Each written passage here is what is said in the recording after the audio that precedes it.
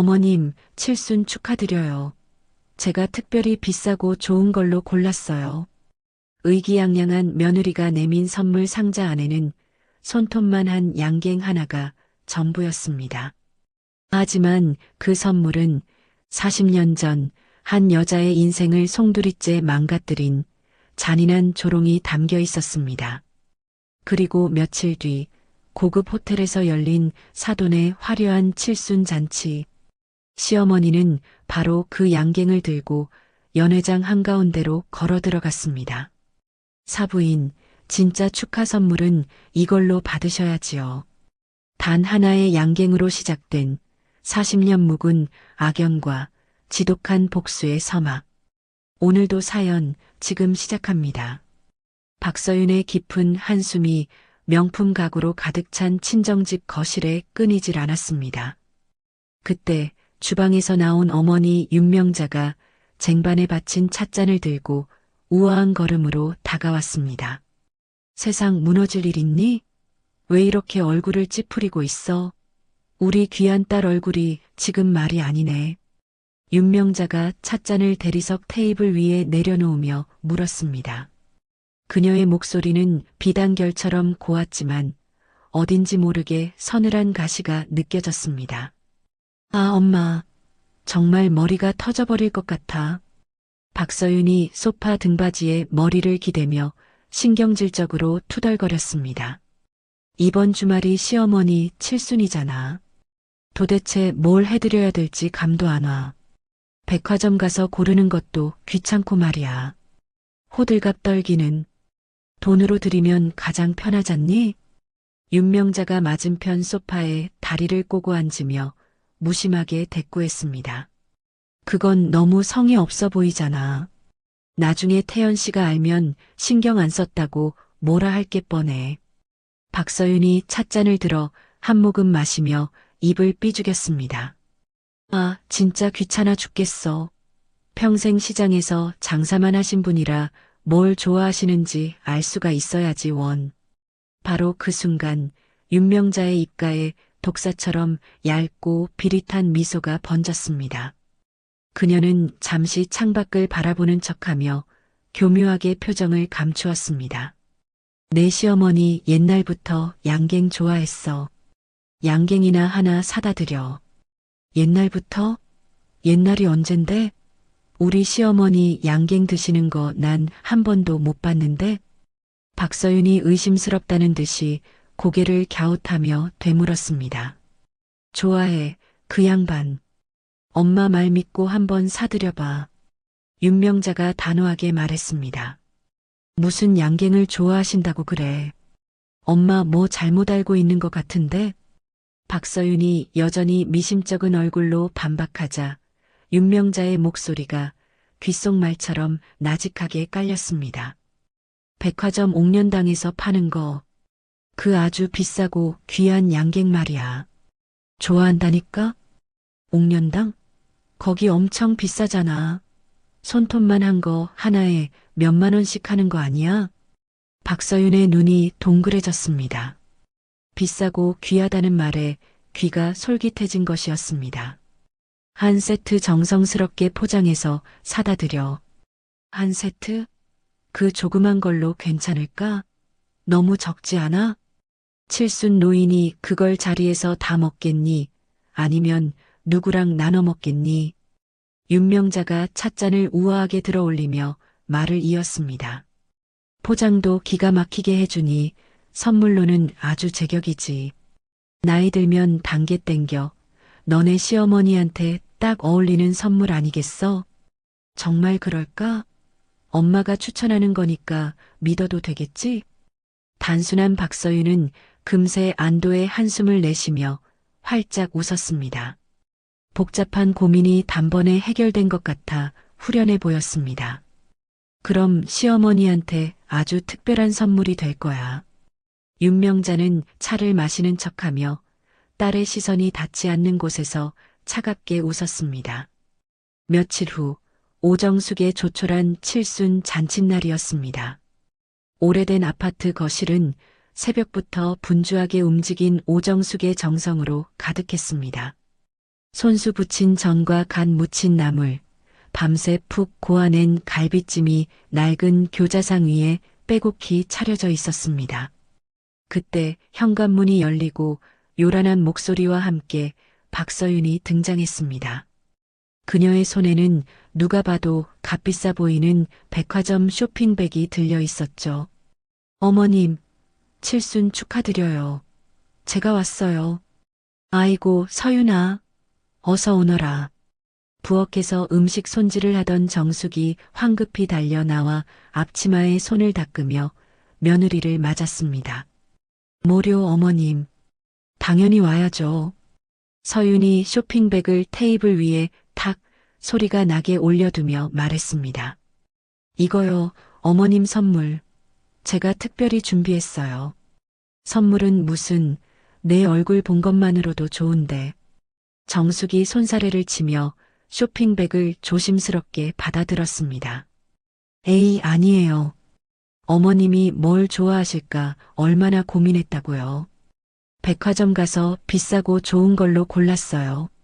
박서윤이 잔뜩 의기양양한 표정으로 가슴을 폈습니다. 정숙은 며느리의 성의가 고마워 옅은 미소를 지으며 화려한 포장지를 천천히 벗겨냈습니다. 금색 리본이 스르륵 풀리고 고급스러운 상자가 모습을 드러냈습니다. 뚜껑을 열자 그 안에는 값비싼 비단보에 쌓인 작은 양갱 하나가 덩그러니 놓여 있었습니다. 선명하게 찍힌 옥년당이라는 금박 로고와 함께 말이죠. 순간 정숙의 얼굴에서 모든 표정이 사라졌습니다. 화사했던 미소는 온데간데 없이 사라지고 얼굴이 새하얗게 질려갔습니다. 양갱을 들여다보는 그녀의 손이 파르르 떨리기 시작했습니다. 따스했던 눈빛은 순식간에 낯선 사람처럼 차갑게 얼어붙었습니다. 어머니, 왜 그러세요? 안색이 안 좋으세요. 부엌에서 음료를 내가던 아들 강태현이 어머니의 심상치 않은 기색을 느끼고 걱정스럽게 다가왔습니다. 아니다, 괜찮다. 정숙이 겨우 목소리를 쥐어짜내며 대답했습니다. 그녀는 양갱 상자를 조용히 식탁 구석으로 밀어버렸습니다. 어머님, 혹시 양갱 싫어하세요? 제가 괜한 걸 사왔나? 눈치 없는 박서윤이 어리둥절한 표정으로 물었습니다. 아니, 좋아해. 아주 오래전엔 좋아했지. 정숙이 싸늘하게 가라앉은 목소리로 나직이 말했습니다. 그녀의 시선은 양갱이 아닌 아득한 과거의 어느 한 지점을 향해 있었습니다. 거실의 모든 소음이 멎고 무겁고 서늘한 침묵만이 그들 주위를 맴돌았습니다. 정숙의 칠순 잔치가 남긴 찜찜한 여운이 채 가시지 않은 며칠 뒤였습니다. 그날 오후 시장 일을 마치고 돌아와 잠시 숨을 돌리던 정숙의 낡은 휴대전화가 짧은 알림 소리를 냈습니다. 화면에 뜬 이름은 하나뿐인 아들, 태연이었습니다. 어머니, 다음 주가 장모님 칠순이세요. 바쁘시겠지만 시간 괜찮으시면 꼭 오셔서 식사하고 가세요. 장모님도 서윤이도 어머니 오시면 정말 좋아할 거예요. 메시지 아래에는 사진 한 장이 첨부되어 있었습니다. 고급스러운 종이에 금박으로 새겨진 글씨가 눈에 들어왔죠. 그곳에는 윤명자 여사 칠순 기념 연회, 장소 그랜드 하얏트 서울이라고 선명하게 적혀 있었습니다. 정숙은 휴대전화 화면을 든 채 한동안 미동도 하지 않았습니다. 그녀의 입에서 나직한 한숨과 함께 읊조림이 새어나왔습니다. 윤명자, 그랜드 하얏트 호텔, 여전하구나. 수십 년 전의 기억처럼 그 이름 석자가 정숙의 눈을 아프게 찔렀습니다. 그리고 마침내 윤명자의 칠순 잔칫날이 밝았습니다. 수정 샹들리에가 보석처럼 반짝이는 천장 아래 사람 키만한 화환과 값비싼 꽃 장식이 연회장을 가득 메우고 있었습니다. 초대된 하객들은 저마다 최고급 정장과 한복을 차려입고 샴페인 잔을 기울이며 우아하게 담소를 나누었죠. 바로 그때 연회장 입구로 정숙이 들어섰습니다. 마치 시장에서 마기를 끝내고 온 듯 여러 번 세탁하여 반질반질해진 검은색 정장 차림이었습니다. 머리는 단정하게 빗어 넘겼지만 온몸에서 풍기는 소박하고 정직한 분위기는 금박과 비단으로 치장한 이곳과 어울리지 않았습니다. 어서 오세요. 와주셔서 감사합니다. 아이고, 칠순 진심으로 축하드립니다. 누가 윤 여사님을 칠순으로 보겠어요. 너무 젊어 보이셔. 연회장 중앙에서 주인공인 명자가 곱게 지은 한복을 입고 하객들의 인사를 나누고 있었습니다. 목에는 굵은 진주 목걸이가, 손목에는 순금 팔찌가 화려한 조명 아래서 번쩍였습니다. 그녀의 곁에서 우아한 드레스 차림으로 서 있던 딸 서윤이 문 쪽을 쳐다보다가 흠칫 놀라며 엄마의 팔을 잡아 끌었습니다. 엄마, 저기 어머님 오셨네. 서윤의 목소리에는 당혹스러움이 가득했습니다. 명자가 딸의 시선을 따라 고개를 돌려 정숙을 힐끗 쳐다보았습니다. 그녀는 금세 표정을 감추고 앞에 있는 하객에게 우아하게 웃어 보이며 서윤에게만 들릴 목소리로 차갑게 속삭였습니다. 어머, 웬일이니? 저런 옷차림으로 여길 올 생각을 다 하고. 그러게 말이야. 내가 옷이라도 한 벌 사드린다고 했는데 귀엽고 괜찮다고 하시더니 창피하게 정말. 서윤이 입술을 깨물며 작게 투덜거렸습니다. 됐어. 신경 쓰지 마. 돼지 목에 진주 목걸이 단다고 티가 나겠니? 그냥 딱 저게 어울려. 명자가 멸시가 가득 담긴 눈으로 정숙을 쏘아보며 말을 맺었습니다. 두 모녀는 서로의 눈빛 속에서 은밀한 경멸과 동의를 읽으며 미소를 주고받았습니다. 정숙이 천천히 그들에게 다가와 허리를 깊이 숙이며 정중하게 인사했습니다. 사부인, 칠순 축하드립니다. 아이고, 이 멀고 굳은 데까지 와주셔서 정말 고맙습니다. 명자가 입으로는 반가운 척 인사를 건넸지만 그 목소리에는 투명한 유리벽이라도 있는 듯 묘한 거리감이 느껴졌습니다. 어머님 오셨어요? 옆에 서 있던 서윤은 어쩔 줄 몰라 하며 어색하게 인사했습니다. 바로 그때 입구 쪽에서 번쩍이는 옷을 입은 다른 하객이 들어오는 것을 본 윤명자는 기다렸다는 듯이 정숙의 손을 탁 놓았습니다. 그녀는 정숙에게는 눈길도 주지 않은 채 방금 전의 차가운 표정을 순식간에 지우고 활짝 웃으며 새로운 하객에게 다가갔습니다. 어머, 박 사장님, 귀한 걸음 해주셨네요, 정말. 순식간에 홀로 남겨진 정숙의 곁으로 며느리인 서윤이 다가와 눈치를 보며 말했습니다. 어머님, 저기 안쪽 테이블에 우선 앉아 계세요. 제가 나중에 갈게요. 그 말은 이따가 오겠다는 뜻이 아니라 이곳에 더는 서 있지 말아달라는 뜻임을 오정숙은 잘 알고 있었습니다. 정숙은 아무 대답 없이 며느리가 가리킨 연회장 구석의 테이블로 말없이 걸어갔습니다. 그녀는 의자를 빼고 허리를 꼿꼿이 편 채 자리에 앉았습니다. 주위의 소란스러움에도 아랑곳하지 않고 그저 무대 중앙에서 수많은 사람에게 둘러싸여 여왕처럼 웃고 있는 명자를 조용히 응시할 뿐이었습니다. 잠시 후 사회자가 무대에 올라 칠순을 맞은 윤명자를 소개하고 모든 하객이 잔을 들어 축배를 제의했습니다. 윤명자 여사님의 만수무강을 위하여. 화려한 축배로 한껏 달아오른 연회장의 분위기 속에서 잠시 후 모두가 기다리던 파티의 하이라이트가 시작되었습니다. 연회장의 조명이 어두워지고 사회자의 요란한 소개와 함께 거대한 7단 생일 케이크가 등장했습니다. 하객들이 모두 일어나 생일 축하 노래를 부르기 시작했습니다. 명자는 케이크 앞에 서서 우아하게 미소 지으며 박수를 쳤습니다. 노래가 끝나고 뜨거운 박수 소리가 터져나오는 바로 그 순간이었습니다. 명자가 촛불을 끄기 위해 숨을 깊게 들이마시려던 찰나 정숙이 자리에서 일어났습니다. 잠시만요. 제가 중요한 걸 깜빡했네요. 그녀는 인파를 뚫고 케이크 앞으로 망설임 없이 걸어 나왔습니다. 웅성거리던 연회장은 순간 정적이 흐르고 모든 시선이 불쑥 나타난 정숙에게로 쏠렸습니다. 정숙은 모두가 보는 앞에서 들고 온 양갱 상자를 화려한 케이크 옆에 툭 내려놓았습니다. 거대한 케이크와 대비되는 작고 초라한 상자가 유독 눈에 띄었습니다. 촛불을 끄려던 명자가 당황해서 그녀를 쳐다보았습니다.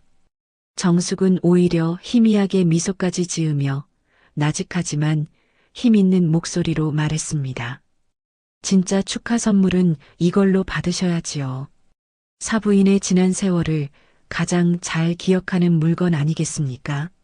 그리고 저희 며느라가가 제 칠순의 귀한 선물이라 가져왔던 양갱이라 저도 사부인께 꼭 드리고 싶었지요. 양갱 상자를 본 하객들이 웅성거리기 시작했습니다. 어머, 저게 뭐야? 선물이 양갱? 칠순 선물치고는 너무 초라한데. 그 순간 명자의 얼굴에서 모든 핏기가 가셨습니다. 옥년당이라는 세 글자를 확인한 그녀의 눈동자가 공포에 질린 듯 세차게 흔들렸습니다. 정신을 차린 명자가 정숙을 똑바로 노려보며 날카롭게 쏘아붙였습니다.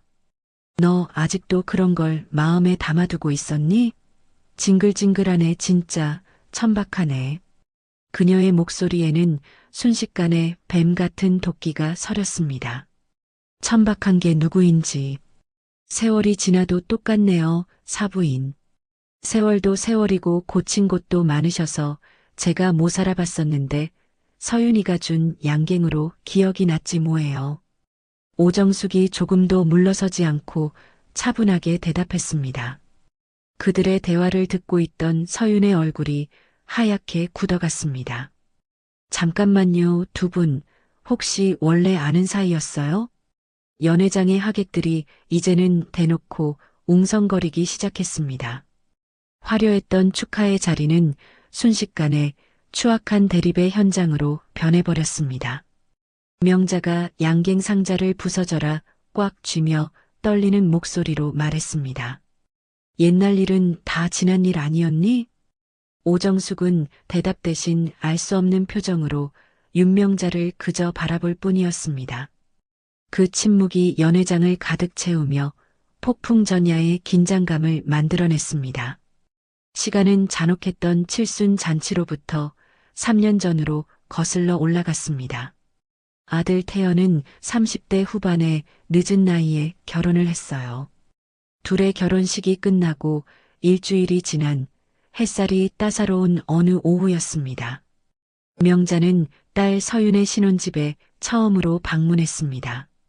현관문을 열고 들어서자 새 가구 냄새와 함께 깔끔하게 정돈된 거실이 눈에 들어왔습니다.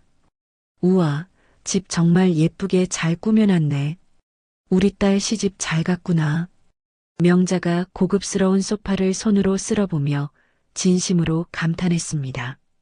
그 말에 서윤이 어깨를 으쓱하며 자랑스럽게 말했습니다. 태연 씨가 인테리어 감각이 진짜 좋아. 내가 가구는 다 골랐는데 태연 씨가 배치하니까 훨씬 살아나더라고. 서윤의 얼굴에는 행복한 신부의 웃음꽃이 활짝 피어 있었습니다.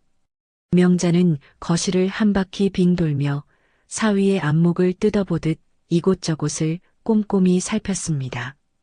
벽에 걸린 커다란 웨딩 사진을 하나씩 들여다보며 만족스러운 미소를 지었죠. 사진 정말 잘 나왔다. 역시 우리 서윤인 나 닮아서 인물은 최고야. 엄마 닮긴 엄마 다 고쳤잖아. 이놈이 기집애가 그런 말 어디 가서 하지 마. 서윤이 농담 한마디를 던지고 부엌으로 향했습니다. 엄마, 커피 타줄게. 잠깐만 소파에 앉아 있어. 명자가 소파에 앉으려다가 거실장 옆 사이드 테이블 위에 놓인 작은 액자 하나를 발견했습니다. 온통 반짝이는 컬러 웨딩 사진들 사이에서 유일하게 빛바랜 흑백 사진이었습니다. 단순한 호기심에 이끌려 명자는 그 낡은 액자를 집어들었습니다. 사진 속에는 20대 초반으로 보이는 여성과 자애로운 표정의 중년 남성이 서로에게 기댄 채 환하게 웃고 있었습니다. 그런데 젊은 여성의 얼굴이 낯이 익었습니다. 설마 명자는 미간을 찌푸리며 사진을 눈앞으로 더 가까이 가져갔습니다. 그 순간 명자의 얼굴이 돌처럼 딱딱하게 굳어졌습니다. 서윤아, 이리 와봐. 이 사진 속 이 여자 누구야? 왜 이 사진이 너네 집에 있어? 그 목소리에 서윤이 커피 잔을 든 쟁반을 들고 거실로 나왔습니다. 응? 무슨 사진? 서윤은 명자의 손에 들린 액자를 보더니 대수롭지 않게 대답했습니다. 아, 그거 우리 어머님이잖아. 시어머님 젊었을 때 사진. 그 말을 듣는 순간 명자의 얼굴이 돌처럼 딱딱하게 굳어졌습니다. 숨이 턱 막히고 심장이 바닥으로 곤두박질 치는 것 같았습니다. 그제서야 사진 속에서 해맑게 웃고 있는 젊은 여성의 얼굴 위로 상견례에서 보았던 사돈, 정숙의 현재 얼굴이 겹쳐졌기 때문입니다. 시장에서의 고된 삶과 모진 세월에 찌들기 전 맑고 순수했던 젊은 시절의 정숙. 명자의 손이 파르르 떨리기 시작했습니다. 상견례 자리에서 정숙을 처음 봤을 때 느꼈던 그 막연하고 불쾌한 기시감의 정체가 이제야 끔찍한 확신이 되어 그녀의 뒤통수를 내리쳤습니다. 정숙, 오정숙. 하도 늙어가지고 내가 못 살아봤네. 명자의 입에서 저주처럼 그 이름이 새어나왔습니다. 까맣게 잊고 살았던, 아니, 애써 지우고 살았던 40년 전 자신이 가장 비참하게 배신했던 친구의 이름이었습니다. 시장 바닥에서 구르던 내까짓게 감히 내 금지옥 옆 외동딸의 시어머니가 된 거야? 명자가 사진을 다시 증오스럽게 쏘아보며 속으로 비웃었습니다. 그녀의 입가에 얼음처럼 차가운 미소가 걸렸습니다. 어머, 니네 시어머니 젊었을 땐 그래도 지금보단 낫네. 명자가 경멸을 담아 내뱉었습니다. 엄마랑 동갑인데 많이 늙으셨지? 고생을 많이 하셔서 그런가 봐. 순간 40년 전의 기억 하나가 수면 위로 떠올랐습니다. 가난에 찌들었던 정숙이 세상에서 가장 소중하게 여겼던 것. 바로 돌아가신 정숙의 어머니가 딸을 위해 만들어주던 달고 부드럽던 그 수제 양갱의 맛이었습니다. 그것은 가난했지만 행복했던 시절의 상징이자 정숙이 온전히 누렸던 따뜻한 모정의 기억 그 자체였습니다. 하지만 일찍이 부모를 여의고 차가운 세상에 홀로 내몰렸던 명자에게 친구의 손에 들린 그 달콤한 양갱은 언제나 선망이자 지독한 질투의 대상이었죠. 자신은 단 한 번도 가져보지 못한 것을 너무나도 쉽게 누리던 정숙의 해맑은 얼굴이 떠오르자 명자의 가슴 속에서 뒤틀린 분노가 치밀어 올랐습니다. 명자의 입가에 잔혹한 미소가 짙게 번졌습니다. 그래, 바로 그거야. 양갱. 최고급 옥년당 양갱으로 내 천박한 추억을 짓밟아 주겠어. 그녀는 그때부터 정숙에게 최고의 굴욕을 주기 위한 계획을 세웠습니다. 그렇게 3년의 시간이 흘러 정순의 칠순날, 그녀는 자신의 손을 더럽히지 않고 아무것도 모르는 딸 서윤을 이용해 가장 우아하고 모욕적인 방법으로 복수를 한 것이었죠. 칠순 잔치가 파국으로 끝난 다음 날, 동이 트기도 전에 푸른 새벽이었습니다.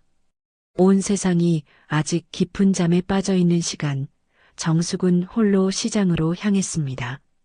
가게 뒤편 상자와 장부들로 가려진 작은 사무실에는 낡고 육중한 금고가 세월의 무게를 이고 서 있었죠. 그 안에서 그녀가 꺼내든 것은 돈다발이 아닌 묵직한 서류 뭉치였습니다. 지난 수십 년간 생선 비린내와 억척스러운 땀방울로 맞바꾼 부동산 계약서들이었습니다.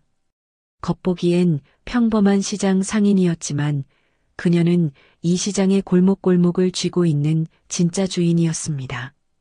그녀의 손에 들린 것은 단순한 종이 뭉치가 아니라 그녀의 삶 그 자체이자 이제 곧 휘두르게 될 칼자루이기도 했습니다. 정숙이 계약서 첫 장을 쓸어내리며 얼음처럼 차가운 목소리로 중얼거렸습니다.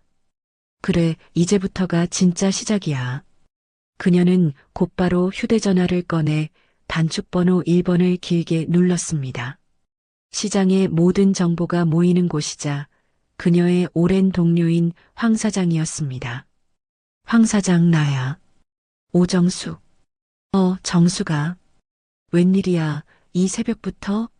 해가 서쪽에서 뜨겠네. 수화기 너머에서 잠이 덜 깬 목소리가 들려왔습니다. 급한 일이 생겼어. 윤명자라는 사람 좀 알아봐 줄 수 있어? 윤명자? 그건 또 누군데 그래? 내 사돈이야. 그 여자 남편 사업체, 숨겨둔 재산까지. 파낼 수 있는 건 모조리 다 파내서 먼지 한 톨까지 샅샅이 털어봐줘. 정숙의 목소리에는 칼날 같은 냉기가 서려 있었습니다. 사설 탐정을 쓰든 사람을 쓰든 돈이 얼마가 들어도 상관없어. 돈 걱정은 붙들어매. 정수가, 너 지금 무슨 일 있는 거지? 네가 이렇게 나오는 거 나 처음 본다. 보통 일이 아닌 모양인데. 걱정스러운 황 사장의 목소리가 들려왔습니다. 자세한 얘기는 나중에 할게. 부탁이야. 최대한 빨리 알아봐줘. 전화를 끄는 정숙의 눈빛은 더 이상 슬픔이나 분노의 감정으로 흔들리지 않았습니다. 오직 차가운 복수심과 냉철한 계산만이 번뜩이고 있었습니다. 같은 시각 태연의 신혼집에서는 잠 못 이룬 부부의 갈등이 한계에 다다르고 있었습니다. 서윤이 눈가가 벌개진 채 소파에 앉아 남편에게 쏘아붙였습니다. 태연 씨, 당신 어머니 정말 이상해. 아니, 무서워. 어떻게 사람이 그래? 그녀는 자신이 세상에서 가장 가여운 피해자인 것처럼 호소했습니다. 어제 그 행동 봤지? 내가 어떤 마음으로 준비한 선물인데 그걸 우리 엄마 면전에 대고 그렇게 던져버릴 수가 있냐고. 태연이 지끈거리는 머리를 감싸쥐며 거실을 서성였습니다. 아무리 그래도 그렇지. 사람들 다 보는 앞에서 그런 일을 벌이시다니. 나도 정말 당황스러웠어. 당황? 나는 창피해서 죽는 줄 알았다고. 서윤의 목소리가 히스테릭하게 높아졌습니다. 우리 엄마도 완전히 충격받으셨어. 두 분 사이에 뭔가 있는 것 같긴 한데 그렇다고 칠순 잔치를 이렇게 망쳐버리는 게 상식적으로 말이 되냐고. 도대체 뭐지? 결국 아내의 눈물에 마음이 약해진 태연이 완전히 그녀의 편을 들며 말했습니다. 어머니가 너무 과민 반응하시는 거야. 어른이 그렇게 감정적으로 행동하시면 안 되는 건데. 정말 실망스럽다. 서윤은 남편의 동조에 힘을 얻어 눈물을 닦는 척하며 결정타를 날렸습니다. 그러게 말이야. 결국 우리가 피해자잖아. 나는 정말 당신 아내로서 시어머님께 잘해드리고 싶었는데, 그리고 엄마한테 너무 미안해서 이제 얼굴도 못 보겠어. 알았어, 서윤아. 울지 마. 내가 오늘 어머니 찾아뵙고 확실하게 말씀드릴게. 장모님께 사과하시라고. 태연이 아내를 다독였습니다. 그날 저녁 약속대로 태연이 정숙의 집을 찾아왔습니다. 무거운 표정으로 들어서는 아들을 보며 정숙은 말없이 찬물을 올렸습니다. 어머니, 어제 일 때문에 왔어요. 정숙이 찻잔을 내어주며 아무렇지 않은 듯 대답했습니다. 무슨 일? 서윤이가 많이 속상해해요. 정성껏 준비한 선물을 어머니, 대체 왜 그러셨어요? 아들의 원망 섞인 목소리에 차를 따르던 정숙의 손이 순간 멈칫했습니다. 그녀는 아들의 눈을 똑바로 쳐다보며 물었습니다. 네가 보기에도 이 애미가 잘못한 것으로 보이니? 어머니도 어른이시잖아요. 아무리 기분이 나쁘셨어도 그런 식으로 표현하시면 서윤이 입장이 뭐가 돼요? 저도 난처하고요. 태연은 어머니의 시선을 피하며 말했습니다. 그 말을 듣는 정숙의 가슴이 날카로운 유리 조각에 베이는 듯 했습니다. 세상에서 가장 믿었던 아들마저 자신을 이해해주지 않는다는 사실에 그녀는 깊은 상처를 받았습니다. 하지만 그녀는 조금도 내색하지 않았죠. 오히려 더없이 평온한 얼굴이었습니다. 알겠다. 앞으로는 조심하마. 그리고 장모님이랑은 대체 무슨 일이 있었던 거예요? 제대로 좀 알려주세요. 옛날 일이다. 네가 알아서 좋을 것 없어. 정숙이 찻잔을 채워주며 담담하게 말을 잘랐습니다. 태연이 돌아간 후 정숙은 싸늘하게 식어버린 찻잔을 든 채 홀로 앉아 있었습니다. 아들의 편을 바랐던 자신이 어리석었다는 생각이 들자 헛웃음이 나왔습니다. 이제 더 이상 그 누구도 심지어 아들조차도 기대하지 않기로 했습니다. 자신의 인생은, 자신의 복수는 오롯이 자신이 지켜내야 한다고 다짐했습니다. 그때 그녀의 휴대전화가 짧게 울리며 정적을 깼습니다. 황 사장에게서 온 문자였습니다. 윤명자 남편 회사 정보 구했음. 내일 오전에 보자. 정숙은 그 메시지를 보며 입꼬리를 올려 차갑게 미소 지었습니다. 이제 진짜 시작이었습니다. 시간은 모든 비극이 시작되기 아주 오래전, 무려 40년 전에 찌는 듯한 여름날로 거슬러 올라갔습니다.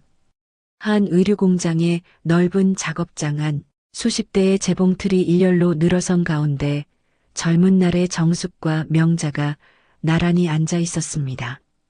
앳되고 맑은 얼굴이었지만 하루 종일 쏟아지는 일감과 싸우는 고된 노동에 두 사람의 눈빛은 벌써부터 흐릿하게 지쳐 있었습니다. 따르르르릉. 그때 벽에 걸린 낡은 벨이 공장 전체가 떠나갈 듯 요란하게 울렸습니다. 지긋지긋한 소음을 이기는 유일한 소리, 바로 점심시간을 알리는 해방의 벨이었습니다. 노동에 시달리던 공장 전체에 안도의 한숨이 파도처럼 흘렀습니다. 아, 드디어 점심시간이다. 정말 허리가 끊어지는 줄 알았네. 명자가 재봉틀에서 벌떡 일어나 굳어있던 허리를 두드리며 기지개를 켰습니다. 나는 손목이 너무 아파서 감각이 없어. 정숙이 얼굴을 찡그리며 가느다란 손목을 연신 주물렀습니다. 나도 그래. 어제 야근까지 한 게 무리가 됐나 봐. 이놈의 공장은 사람을 기계 부품으로만 생각한다니까. 명자가 정숙의 어깨를 툭 치며 일으켰습니다. 두 사람은 다른 동료들과 함께 퀴퀴한 공기를 벗어나 쇠난간으로 된 계단을 올라 공장 옥상으로 향했습니다. 그곳은 뜨거운 햇볕과 회색 도시의 빌딩 숲밖에 보이지 않았지만 그들에게는 유일하게 숨통을 틔워주는 해방구였죠. 저마다 그늘을 찾아 도시락을 펼치는 사람들 틈에서 정숙과 명자도 구석에 나란히 앉았습니다. 정숙이 도시락 한쪽에서 고이 쌓은 작은 보자기를 보물처럼 꺼냈습니다. 명자야, 이거 먹어봐. 기운 날 거야. 보자기를 열자 투박하지만 정성이 가득 담긴 손바닥 크기의 달콤한 양갱 4개가 들어 있었습니다. 우와, 양갱이다. 이거 어디서 났어? 월급날은 아직 멀었잖아. 명자의 지친 눈이 어린아이처럼 반짝이며 물었습니다. 우리 엄마가 어젯밤에 만들어주셨어. 내가 요새 통 힘이 없어 보인다고 특별히 팥을 쑤어서 만들어주셨어. 정숙이 양갱 2개를 명자에게 건네며 햇살처럼 환하게 웃었습니다. 정말 잘 먹을게, 정숙아. 명자가 양갱을 받아들고는 냉큼 한 입 크게 베어 물었습니다. 달콤하고 부드러운 팥의 맛이 입안 가득 퍼지자 고된 노동의 피로가 눈 녹듯 사라지는 것만 같았습니다. 우와, 진짜 맛있다. 파는 것보다 훨씬 맛있어. 너희 엄마 손은 정말 보약이야, 보약. 그치? 우리 엄마가 만든 양갱이 세상에서 제일 맛있어. 정숙이 세상에서 가장 큰 부자라도 된 것처럼 자랑스럽게 말했습니다. 그녀는 양갱을 아껴 먹으며 명자에게 속삭였습니다. 있지. 나중에 우리가 돈 많이 벌면 너랑 꼭 옥련당 양갱도 사 먹을 거야. 옥련당? 그 백화점에서만 판다는 엄청 비싼 곳? 응. 우리나라에서 제일 유명한 양갱이래. 신문에 나왔어. 언젠가 우리 힘으로 꼭 사 먹어보자. 약속. 명자는 달콤한 양갱을 천천히 씹으며 복잡한 표정을 지었습니다. 이런 소박한 꿈을 꾸는 정숙의 순수함이 부러우면서도 한편으로는 답답하게 느껴졌습니다. 일찍이 부모를 여의고 세상에 홀로 남겨진 자신에게는 정숙이 당연하게 누리는 이런 평범한 행복과 모정이 지독한 질투의 대상이기도 했습니다. 정숙아, 너는 참 쉽게 만족하는구나. 명자가 무심코 속마음을 내뱉었습니다. 뭐가? 아니야. 그냥 이런 작은 것들로도 행복해하는 게 신기해서. 정숙이 영문을 모르겠다는 듯 고개를 갸우뚱했습니다. 이게 왜 작은 거야? 우리 엄마의 정성이 담긴 세상에서 제일 큰 선물인데. 그날 저녁 퇴근 후 두 사람은 공장 앞 작은 찻집에 마주 앉았습니다. 정숙이 뜨거운 찻김 너머로 희망에 찬 눈빛으로 말했습니다. 명자야, 우리 내일부터 적금 붓자. 열심히 모아서 나중에 같이 작은 옷가게라도 하나 차리는 거야. 이렇게 평생 공장에서 재봉틀만 돌리며 살 수는 없잖아. 가게 그래, 좋은 생각이야. 명자는 고개를 끄덕였지만 마음속으로는 전혀 다른 생각을 하고 있었습니다. 작은 가게? 그건 그냥 좀 더 예쁜 공장일 뿐이야. 나는 이런 냄새나는 동네를 벗어나서 아무도 나를 무시 못하는 진짜 부자가 될 거야. 한 달 후 공장에 최신형 수입 재봉틀 한 대가 들어왔습니다. 독일에서 수입한 번쩍이는 은색 몸체를 가진 고가의 기계였습니다. 공장장이 직접 나와 기계를 소개하자 동료들이 모두 그 주위로 몰려들어 감탄사를 터뜨렸습니다. 와, 저게 말로만 듣던 그 기계구나. 진짜 좋아 보인다. 저 기계 한 대 값이 우리 1년치 월급보다 비싸다던데.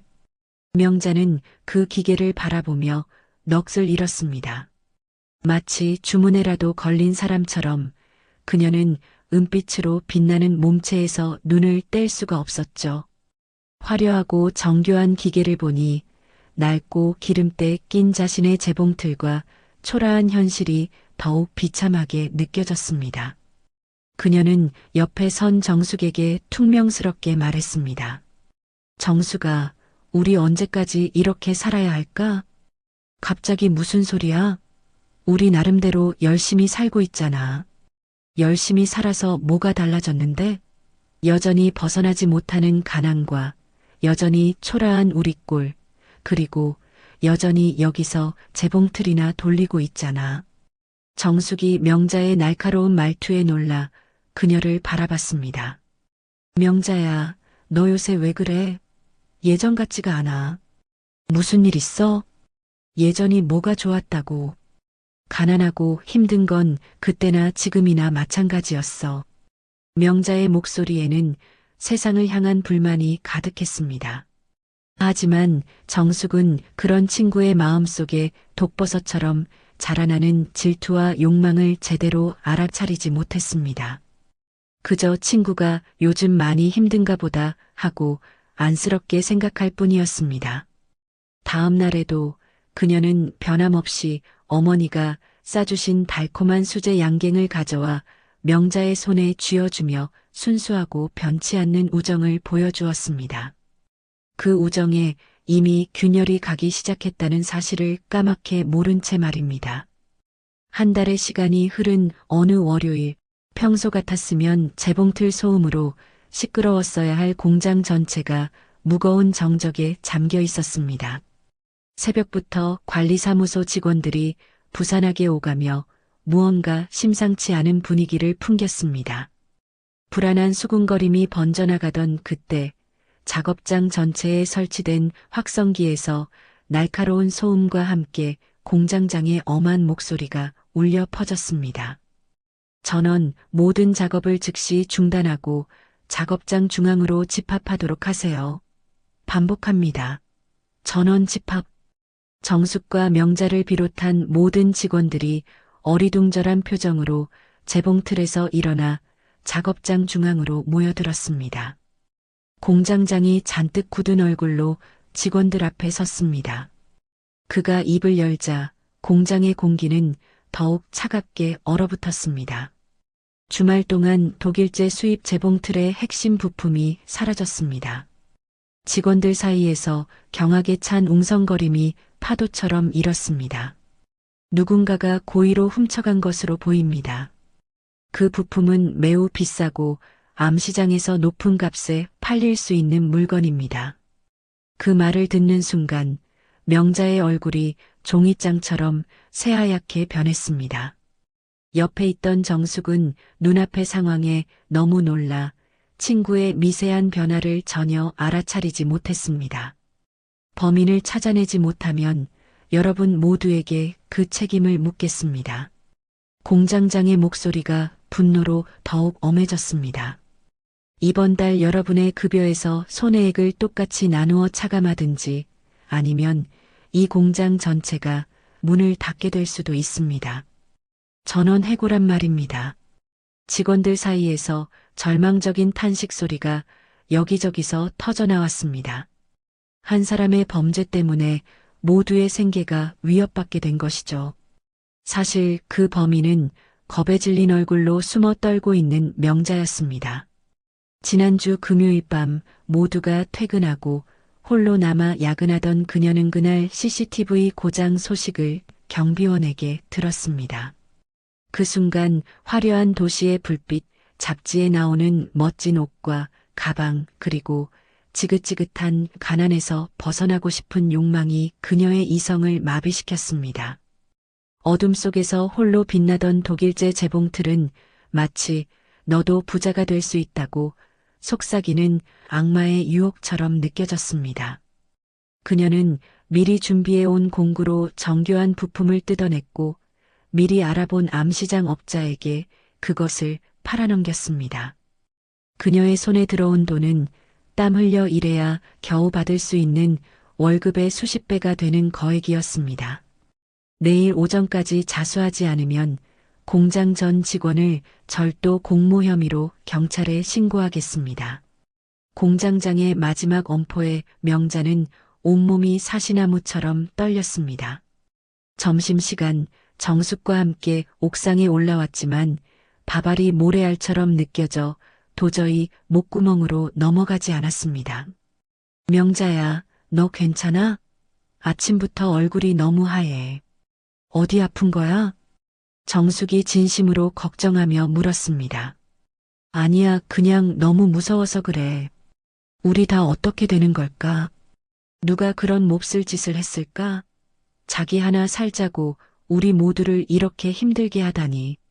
정숙의 순수한 분노가 담긴 말 한마디 한마디가 명자의 가슴을 비수처럼 찔렀습니다. 그날 밤 명자는 뜬 눈으로 밤을 새웠습니다. 자수하여 모든 것을 잃든가, 침묵하여 모든 동료를 나락으로 밀어넣든가. 그녀는 지옥 같은 선택지 앞에서 괴로워하다 결국 가장 끔찍한 결심을 했습니다. 자신을 대신할 희생양을 만들기로 한 것입니다. 다음 날 새벽 명자는 평소보다 훨씬 일찍 공장에 도착했습니다.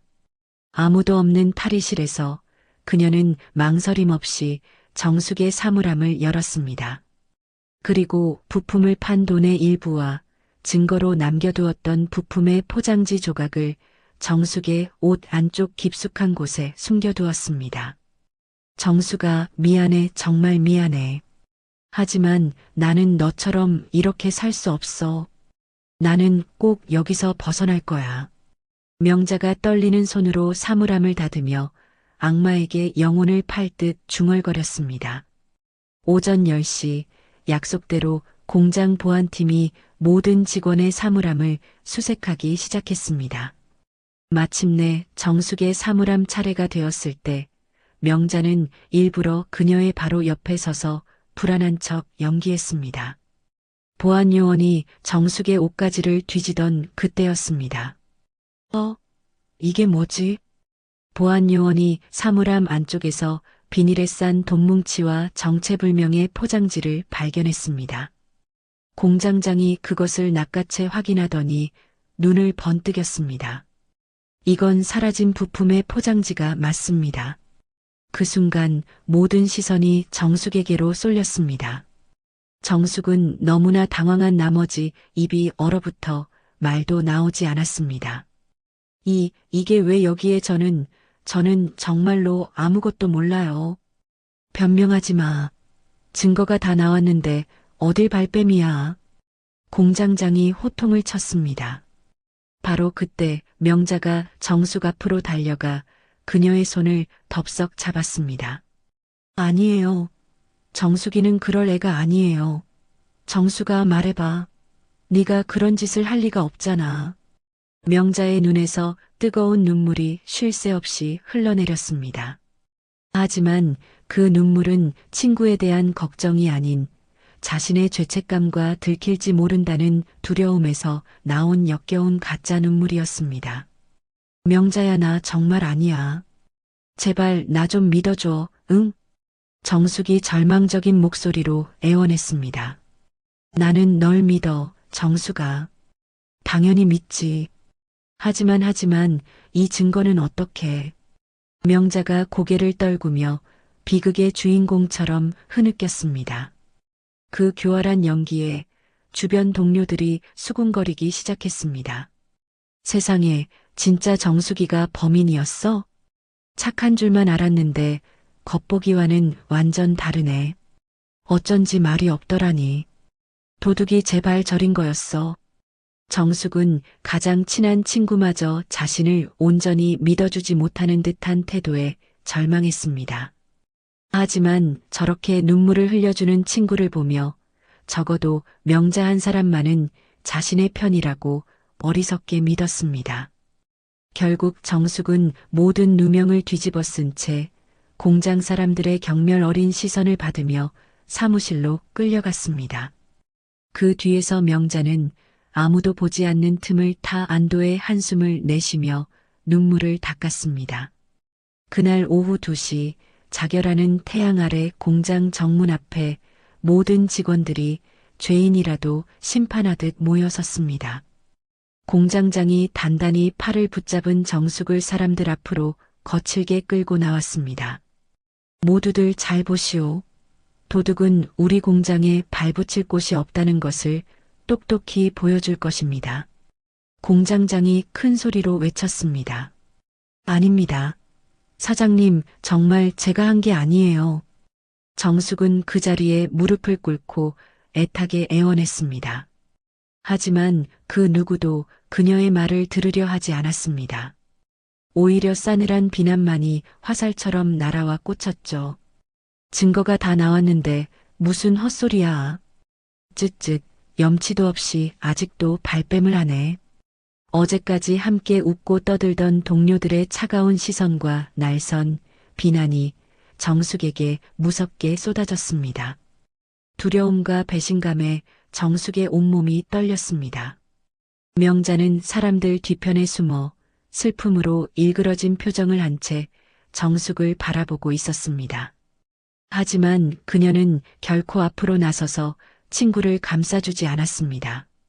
그때 수많은 사람들의 얼굴 속에서 정숙의 눈이 간절하게 명자를 찾아냈습니다. 명자야, 너만은 내 말을 믿어줘야 해. 제발. 정숙이 마지막 남은 희망을 담아 애원했습니다.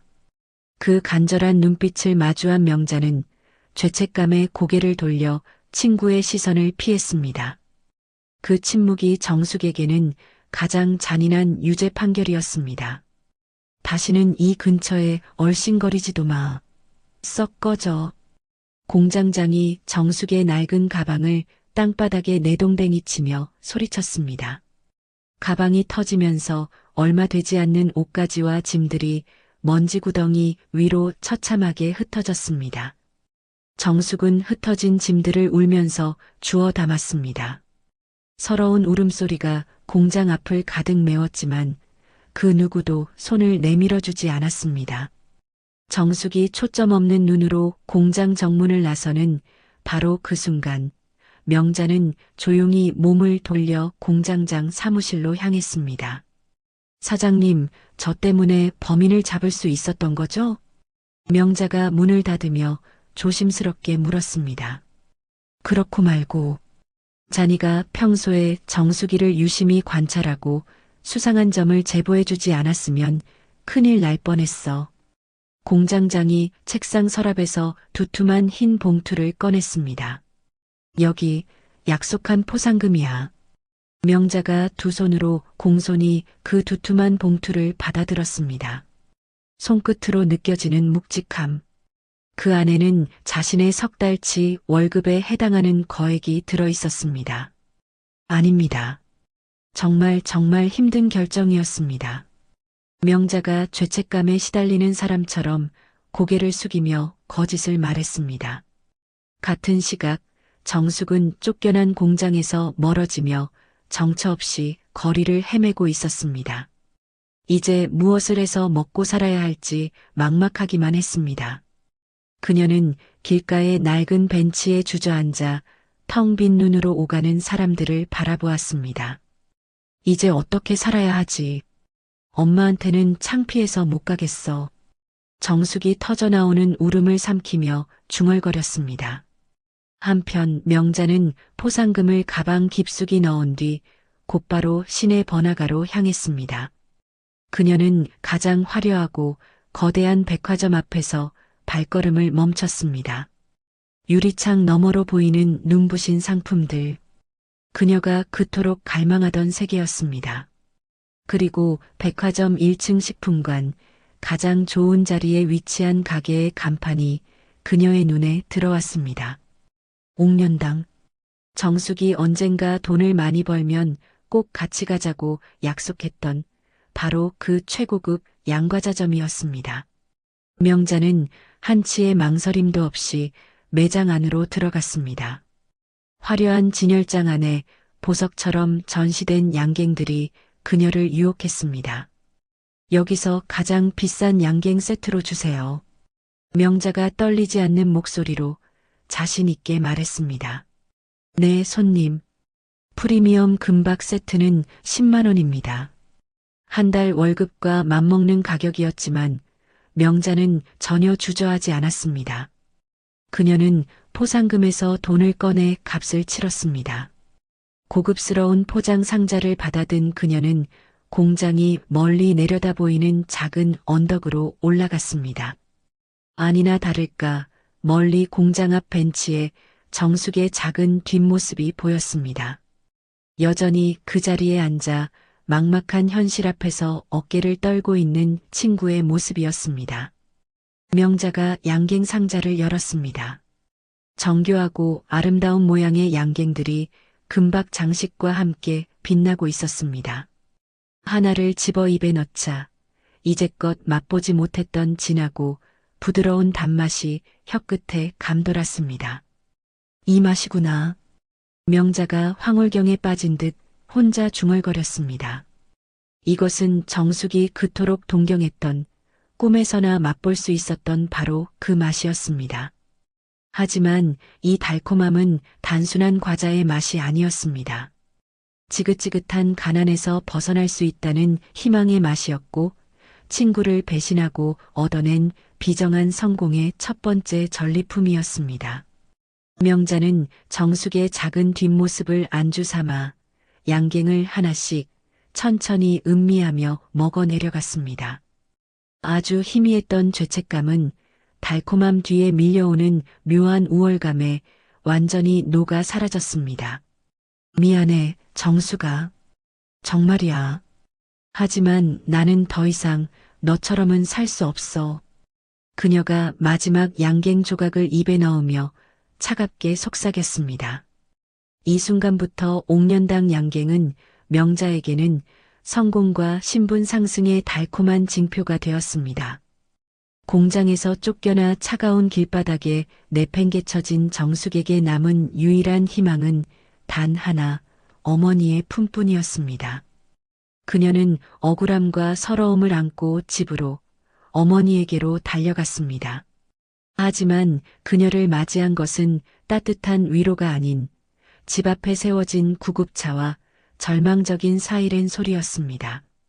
하나뿐인 딸이 도둑으로 몰려 쫓겨났다는 끔찍한 소식을 전해 들은 정숙의 어머니가 그 충격을 이기지 못하고 그만 심장마비로 쓰러져 세상을 떠나고 만 것입니다. 엄마, 눈 좀 떠보세요. 제발. 정숙은 차갑게 식어가는 어머니의 손을 붙잡고 목 놓아 울부짖었습니다. 믿었던 친구는 자신을 외면하고 직장에서 쫓겨나고 이제는 세상의 유일한 편이었던 엄마마저 잃었습니다. 그녀는 하늘 아래 기댈 곳 하나 없는 완벽한 고아가 된 것입니다. 슬퍼할 시간조차 사치였습니다. 그녀는 이제 살아야 했습니다. 어떻게든 살아남아 자신의 억울함을 풀어야 했습니다. 그녀는 며칠간 닥치는 대로 일자리를 찾아 헤맸지만 도둑질을 해서 쫓겨난 애라는 끔찍한 소문은 이미 그녀의 발목을 잡고 있었습니다. 절망의 끝에서 그녀가 마지막으로 찾아간 곳은 도시의 모든 잠이 깨기 전인 새벽 4시부터 장이 서는 거대한 수산시장이었습니다. 아가씨, 여기서 일하겠다고? 정말 할 수 있겠어? 이 일이 보기보다 훨씬 고되고 험한데. 가게 주인은 어린 정숙을 위아래로 훑어보며 의심스러운 눈빛을 보냈습니다. 네, 뭐든지 다 하겠습니다. 제발 일만 시켜주세요. 정말 열심히 하겠습니다. 정숙이 허리를 깊이 숙이며 간절하게 말했습니다. 그날부터 정숙의 두 번째 인생이 시작되었습니다. 매일 새벽 살을 애는 듯한 비린내와 얼음장처럼 차가운 생선들을 맨손으로 정리하며 하루를 열었습니다. 하루 종일 목이 쉬어라 손님들을 불러 모으고 무거운 생선 상자를 몇 번이고 날랐습니다. 자, 싱싱한 고등어. 오늘 아침에 들어온 싱싱한 고등어. 어느새 정숙의 쩌렁쩌렁한 목소리가 시장 전체에 활기차게 울려 퍼졌습니다. 고왔던 손은 마디가 굵어지고 온몸에는 비린내가 지워지지 않을 만큼 깊게 뱄지만 그녀는 결코 포기하지 않았습니다. 몇 년 후 시장에서 성실하기로 소문난 정숙은 자신을 아껴주던 한 청년과 결혼하여 아들 태연을 낳았습니다. 하지만 그 행복은 길지 않았습니다. 아들이 갓 돌을 지났을 무렵 남편이 불의의 사고로 허망하게 세상을 떠나고 만 것입니다. 정숙은 슬퍼할 틈도 없이 홀로 어린 아들을 키우기 위해 더욱 악착같이 일했습니다. 태연아, 걱정하지 마. 이 엄마가 우리 아들 세상에서 제일 훌륭하게 키워낼게. 어린 아들을 품에 꼭 안고 정숙은 눈물을 삼키며 몇 번이고 다짐했습니다. 하지만 정숙은 단순히 생선만 파는 것에 만족하지 않았습니다. 그녀에게는 시장의 흐름과 돈의 길목을 읽는 천부적인 눈이 있었습니다. 어느 가게가 곧 망할 것인지, 어느 자리가 목이 좋은지 그녀는 본능적으로 알아챘죠. 어느 날 옆 가게 김 사장이 한숨을 쉬며 가게를 내놓은 것을 보고 그녀가 조용히 다가갔습니다. 사장님, 가게 정말 정리하시는 거예요? 어쩔 수 없지. 믿지는 장사를 언제까지 할 수 있나? 그럼 괜찮으시다면 이 가게 제가 인수하면 안 될까요? 정숙이 수년간 모아온 쌈짓돈을 내밀며 조심스럽게 제안했습니다. 그렇게 처음에는 작은 가게 하나부터 시작했습니다. 하지만 수십 년이 흐르는 동안 정숙은 장사가 안 되어 문을 닫는 주변 상가들을 헐값에 하나씩 하나씩 조용히 사들였습니다. 겉으로는 여전히 새벽마다 생선을 파는 평범한 상인이었지만 실제로는 시장 일대 상가 여러 채를 소유한 아무도 모르는 숨은 자산가가 되어 있었습니다. 한편 명자는 친구를 배신하고 얻은 돈을 미천 삼아 자신을 완전히 다른 사람으로 조각해 나갔습니다. 미용실에서 머리를 세련되게 손질하고 촌스러운 옷들을 모두 버리고 잡지에 나오는 배우처럼 옷을 입었습니다. 말투와 걸음걸이, 차를 마시는 손짓까지 상류층 사람들을 흉내내며 밤낮으로 연습했습니다. 그녀는 고급 호텔 라운지에서 중년의 사업가 박 사장을 운명처럼 만났습니다. 명자 씨는 어떤 일을 하세요? 박 사장이 그녀의 미모와 우아한 태도에 관심을 보였습니다. 아이들에게 피아노를 가르치고 있어요. 명자가 수줍은 듯 웃으며 우아하게 거짓말을 했습니다. 실제로는 잠시 피아노 학원에 다니며 젓가락 행진곡이나 겨우 칠 수 있는 수준이었지만 그녀의 거짓말은 너무나도 완벽했죠. 몇 달 후 명자는 박 사장과의 결혼에 성공했습니다.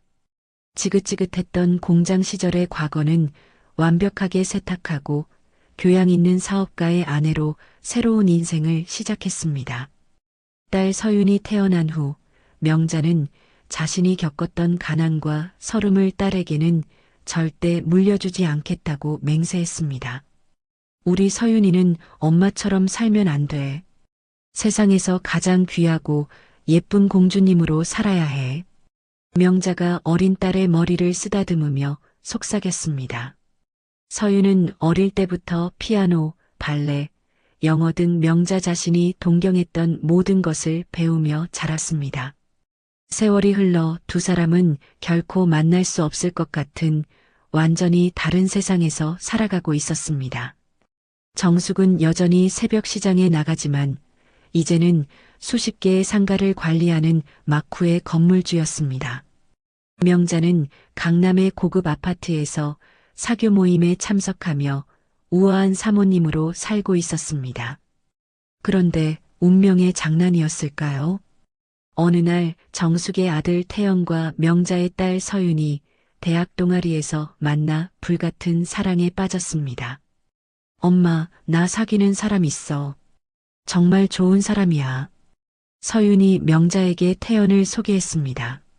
명자는 무엇보다 먼저 물었습니다. 어머, 그래? 어떤 집 아들이니? 아버지는 뭐 하시고? 같은 시각 태연도 정숙에게 같은 이야기를 하고 있었습니다. 어머니, 저 결혼하고 싶은 사람이 생겼어요. 정말 예쁘고 착한 사람이에요. 정숙은 아들의 들뜬 얼굴을 보며 따뜻하게 물었습니다. 그래, 우리 아들 마음을 훔쳐간 아가씨는 어떤 사람일까? 두 집안의 상견례 날짜가 잡혔을 때 그 누구도 40년 전의 지독한 악연을 떠올리지 못했습니다. 그렇게 엇갈렸던 운명의 수레바퀴가 서로를 파멸시키기 위해 다시 삐걱거리며 맞물리기 시작한 순간이었습니다. 파국으로 끝난 칠순 잔치로부터 정확히 한 달이 지났습니다. 정숙은 황 사장과 시장 근처의 낡고 허름한 찻집, 그들만의 아지트에서 마주 앉아 있었습니다. 찻잔의 온기마저 어색하게 느껴질 만큼 두 사람 사이에는 무거운 긴장감이 감돌았습니다. 정숙아, 너 정말로 이 계획이 확실한 거야? 황 사장이 테이블 위에 놓인 두툼한 서류 뭉치를 마른 침을 삼키며 바라보았습니다. 그의 목소리에는 걱정과 두려움이 뒤섞여 있었습니다. 확실해. 윤명자 남편 회사, 그 건설사는 곧 부도가 날 거야. 정숙이 서류를 한 장씩 넘기며 차분하게 말했습니다. 그녀의 목소리에는 일말의 감정도 실려 있지 않아 오히려 더 섬뜩하게 느껴졌습니다. 이미 주거래 은행의 대출은 한계치를 넘었고 우리가 손을 쓴 주요 거래처들이 하나씩 계약을 끊고 있어. 아니, 그런데 너는 대체 어떻게 이런 회사 내부 정보까지 알아낸 거야? 돈을 썼지. 황 사장이 상상도 못할 아주 상당한 돈을. 정숙의 눈빛이 얼음처럼 차갑게 빛났습니다. 내일 모레 가장 큰 건설 프로젝트의 발주처가 계약을 취소할 거야. 그럼 그걸로 끝이지. 앞으로 일주일 내로 완전히 무너질 거야. 며칠 후 정숙의 예언은 현실이 되었습니다. 명자의 남편이 운영하는 건설회사에 결정적인 타격이 찾아왔습니다. 회사의 명운이 걸려있던 가장 큰 프로젝트의 발주처가 이해할 수 없는 이유를 대며 갑작스럽게 계약을 취소한다고 통보해 온 것입니다. 여보, 이게 대체 무슨 일이에요? 어떻게 이런 일이? 명자가 남편의 서재로 달려와 절규하듯 물었습니다. 나도 모르겠어. 정말 갑자기 계약을 파기한다고 하니 남편의 얼굴은 사색이 되어 있었습니다. 전화기를 든 그의 손이 사시나무처럼 떨렸죠. 은행에서도 방금 연락이 왔어. 대출 연장을 거절한다고 이제 정말 끝인 것 같아. 일주일 후 회사는 속수무책으로 부도가 났습니다. 평생을 바쳐 쌓아 올린 부와 명성이 하루아침에 신기루처럼 사라졌습니다. 집과 차, 별장과 예금까지 모든 자산이 은행에 압류되었습니다. 어떻게 이럴 수가 있어. 명자가 은행에서 날아온 붉은 글씨의 압류 통지서를 들고 온몸을 부들부들 떨었습니다. 그때 친정집으로 서윤이 넋이 나간 얼굴로 달려와 울부짖었습니다. 엄마, 우리 이제 어떻게 살아? 집도 차도 아빠 회사도 전부 다 빼앗긴 거야. 엄마도 이젠 모르겠다. 명자가 소파에 주저앉으며 텅 빈 눈으로 허공을 바라보았습니다. 그때였습니다. 누가 저주라도 내렸나? 아무 일 없다가 어떻게 이런 일이 한꺼번에 와? 엄마 돈 없으면 나 생활비 모자르단 말이야. 서윤이 히스테리를 부리며 거실의 물건들을 집어 던졌습니다. 그날 밤 서윤은 남편 태연에게 전화를 걸어 악을 썼습니다. 당신 어머니가 우리 집안을 망하게 하려고 저주를 퍼부은 게 분명해. 서윤아, 그게 무슨 소리야? 어머니가 왜? 칠순 때 그 눈빛 봤잖아. 분명히 우리 가족한테 끔찍한 원한이 있는 거라고. 당신은 그것도 몰랐어? 서윤아, 진정해. 너무 예민하게 생각하는 거 아니야? 어떻게 그런 일로. 태연이 당황하며 아내를 달랬지만 그녀의 귀에는 아무것도 들리지 않았습니다. 한 달 후 명자 가족이 살던 성처럼 화려했던 고급 저택이 결국 법원 경매에 나왔습니다. 명자는 마지막 남은 자존심인 집만이라도 지키기 위해 과거에 아끼던 후배나 동생이라 부르던 이들에게 연락해 사방으로 돈을 구하러 다녔습니다. 사장님, 제발 좀 도와주세요. 조금만 빌려주시면 제가 이 은혜는. 죄송합니다, 사모님. 저희도 요즘 경기가 어려워서요. 어디를 가나 돌아오는 것은 냉랭한 거절뿐이었습니다. 평소에 그렇게 살갑게 굴던 사람들도 하나둘 연락을 피하기 시작했습니다. 마침내 경매 당일, 법원 경매장에는 욕망에 찬 눈빛을 한 사람들이 가득 모여 있었습니다. 명자와 서윤은 경매장 가장 뒷자리에 초라한 모습으로 앉아 절망적인 표정으로 경매 과정을 지켜볼 수밖에 없었습니다. 감정가 15억 원의 저택입니다. 경매 시작 가격은 12억 원부터 시작하겠습니다. 경매사의 목소리가 장내에 서늘하게 울려 퍼졌습니다. 12억, 13억, 15억. 자신들의 삶이 걸린 숫자가 무심하게 오고 가는 것을 보며 명자는 소리 없는 눈물을 흘렸습니다.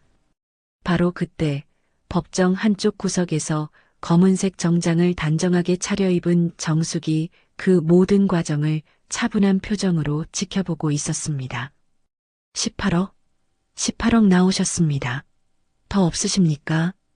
경매사의 최종 선언이 망치 소리와 함께 울려 퍼졌습니다. 낙찰되었습니다. 그 순간 명자가 그 자리에 주저앉았습니다. 18억? 도대체 누가 이 집을 감정가보다 비싸게 사?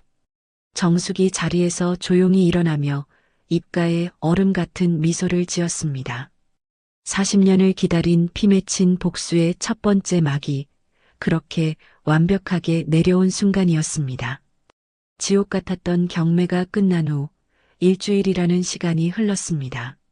성처럼 느껴졌던 명자의 저택은 이제 곧 빼앗길 폐허처럼 느껴졌습니다. 명자와 서윤은 거실 소파에 넋이 나간 채 앉아 법원에서 날아온 붉은 글씨의 명도소송 통지서를 망연자실하게 바라보고 있었습니다. 엄마 이게 뭐야? 서윤이 간신히 입을 열어 떨리는 목소리로 물었습니다. 새 집주인이 우리한테 집을 비우라고 소송을 걸었대.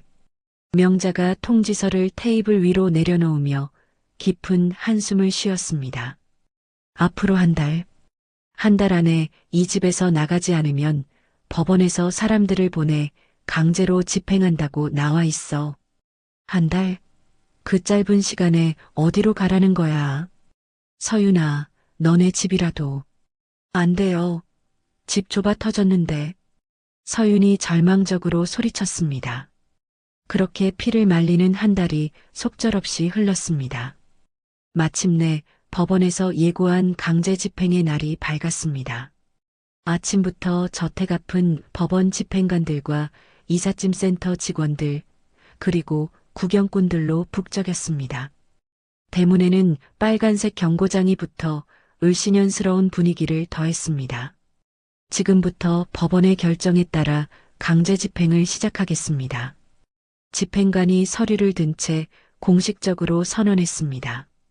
명자와 서윤은 마지막 자존심을 걸고 현관문 앞을 막아섰습니다. 제발 며칠만 더 시간을 주세요. 저희가 알아서 나가겠습니다. 명자가 집행관의 바짓가랑이라도 붙잡을 듯 애원했습니다. 이미 법적으로 충분한 시간을 드렸습니다. 더 이상은 곤란합니다. 어서 비켜주십시오. 집행관이 단호하게 말했습니다. 바로 그때였습니다.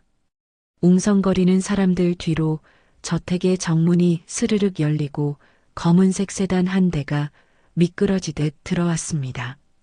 차에서 내린 사람은 시장에서 보던 허름한 옷차림이 아닌 머리부터 발끝까지 단정한 검은색 정장을 빼입은 정숙이었습니다.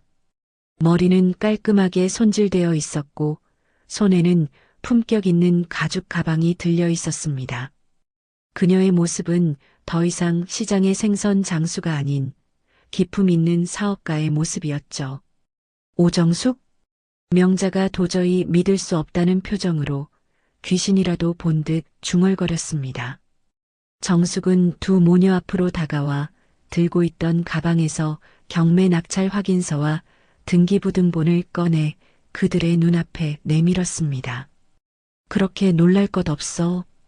오늘부터 이 집의 주인은 나니까. 서류 위에는 인쇄된 활자로 선명하게 오정숙이라는 이름 석자가 적혀 있었습니다. 이게 말이 돼요? 서윤이 새파랗게 질린 얼굴로 떨리는 목소리를 냈습니다. 어머님이 이 집을 18억에 산 거였어요? 사람을 겉모습만 보고 판단하면 이렇게 놀랄 일이 생기는 법이지. 정숙이 모든 것을 꿰뚫어 보는 듯한 눈으로 두 사람을 보며 차분하게 대답했습니다. 그 순간 명자의 무릎이 꺾이며 그 자리에 주저앉았습니다. 40년간 악착같이 쌓아 올린 모든 것, 자신의 인생이자 자부심이었던 이 집이 자신이 가장 무시했던 그 사람의 손에 넘어간 것입니다. 이 끔찍한 현실을 도저히 받아들일 수가 없었습니다. 우리 친구였잖아, 정수가. 그때 생각해서라도 정숙이 무너져 내린 명자와 넋이 나간 서윤을 내려다보며 일말의 동정심도 없는 냉정한 목소리로 말했습니다. 친구, 나는 그날 그저 네가 나를 모른 척했다고만 생각했는데 그게 아니더라. 그게 무슨 말이야? 그건 네가 제일 잘 알겠지. 아무튼 갈 곳이 없으면 내가 특별히 제안 하나 할까? 그 말에 집행관과 주변 사람들이 모두 귀를 기울였습니다. 1년 이 집 별실에서 계속 살아 대신 우리 집 청소, 빨래, 가정부로 일하는 거야 어때? 그러고 1년 뒤 작은 빌라라도 하나 얻어줄게. 그 제안에 명자의 얼굴에서 마지막 핏기마저 사라졌습니다. 자신들의 집에서 이제는 세입자, 그것도 가장 어둡고 축축한 별실 세입자가 되라는 선고였습니다. 이건 너무하지 않아, 정수가? 명자가 바닥에 주저앉은 채 간신히 말을 짜냈습니다. 너무해. 하루아침에 길거리에 나앉게 된 사람한테 따뜻한 잠자리를 마련해 주겠다는데 이게 왜 너무해? 정숙의 눈빛이 칼날처럼 빛났습니다. 서윤이 참을 수 없는 분노와 굴욕감에 떨며 소리쳤습니다. 시어머님, 대체 우리 엄마한테 왜 이러시는 거예요? 정숙이 그 모습에 비로소 옅은 미소를 지었습니다. 40년 만에 처음으로 짓는 진정한 승자의 미소였습니다. 왜냐고? 글쎄, 그녀는 두 사람에게 한 걸음 더 다가서며 속삭였습니다. 이제부터 아주 천천히 뼈저리게 알게 될 거야. 명자의 집이 경매에 나오기 일주일 전 정숙은 황 사장을 통해 40년 전 자신을 경멸하며 등을 돌렸던 공장 동료들의 행방을 샅샅이 수소문했습니다. 마침내 황 사장에게서 결정적인 전화가 걸려왔습니다. 정수가 네가 찾던 김영이라는 사람 찾았다. 정숙의 눈빛이 날카롭게 빛났습니다. 지금 어디서 뭘 하고 있어? 시내 변두리에서 작은 슈퍼를 하고 있더라. 남편도 죽고 자식들도 다 떠나서 혼자 사는 것 같아. 주소 보내줄게. 다음 날 정숙이 낡은 상가 건물 앞에 섰습니다. 페인트가 벗겨진 영희 슈퍼라는 간판이 위태롭게 달려 있었습니다. 안으로 들어서자 60대 중반의 초췌한 여성이 먼지 쌓인 계산대에 앉아 졸고 있었습니다. 40년 전에 앳되고 생기 넘치던 모습은 찾아볼 수 없었지만 분명 김영희가 맞았습니다. 영희야. 정숙이 나직이 불렀습니다. 그 목소리에 김영희가 화들짝 놀라 고개를 들었습니다. 그녀는 눈앞에 기품 있는 여성을 한참 동안 바라보더니 귀신이라도 본 듯 자리에서 일어났습니다. 정숙이? 세상에 정말 너니? 그래, 나야. 오랜만이다. 두 사람이 수십 년의 세월을 사이에 두고 마주 섰습니다. 김영희는 정숙의 얼굴을 보자마자 둑이라도 터진 듯 갑자기 눈물을 쏟아내기 시작했습니다. 정수가 흐흑 미안해. 내가 정말 미안해. 뭐가 그렇게 미안해? 그때 40년 전 공장에서 내가 다 봤어. 명자가 내 사물함에 몰래 뭔가 넣는 걸 내가 봤다고. 그 고백에 정숙의 몸이 그 자리에 얼어붙었습니다. 뭐라고? 그날 밤 명자가 아무도 없는 탈의실에서 내 사물함을 열고 있었어. 종이에 싼 돈이랑 웬 포장지 조각 같은 걸 내 옷 안쪽에 깊숙이 숨겨 넣더라고. 김영희가 떨리는 목소리로 말을 이었습니다.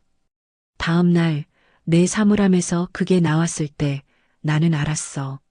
명자가 너한테 일부러 누명을 씌운 거라는 걸. 정숙이 앞으로 다가가 김영희의 양손목을 꽉 잡았습니다. 그런데 왜 그때 말하지 않았어? 왜? 무서웠어. 그날 이후로 명자 눈빛이 변했거든. 꼭 뱀 같았어. 내가 입이라도 뻥긋하면 나한테도 무슨 짓을 할 것만 같아서 너무 무서웠어. 그리고 나도 그때 너무 가난했어.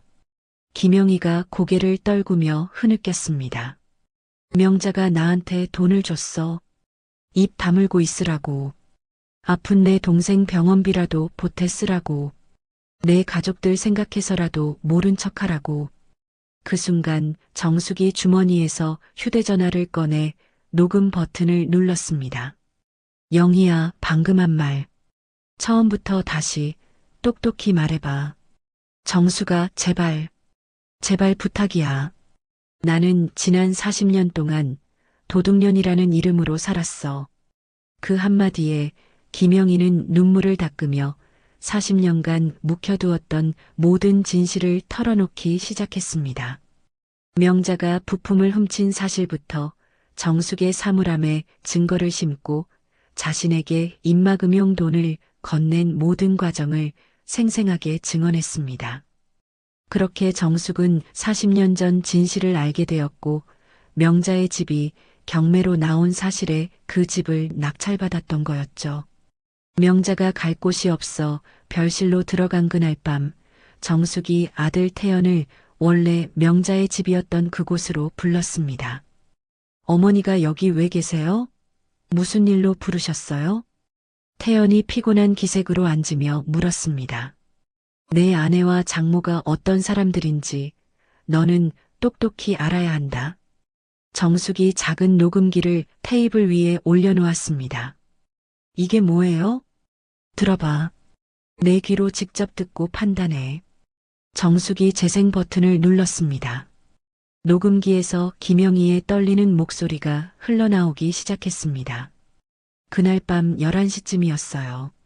야근이 끝나고 탈의실에 옷을 가지러 갔는데 명자가 정숙이 사물함 앞에 서 있더라고요. 처음에는 의아한 표정으로 듣고 있던 태연의 얼굴이 서서히 굳어갔습니다. 어머니가 40년간 짊어져야 했던 억울한 누명과 자신이 사랑했던 아내와 장모의 추악한 진실이 그의 귀를 통해 심장으로 파고들었습니다. 그는 자신도 모르게 두 주먹을 피가 나도록 꽉 쥐었습니다.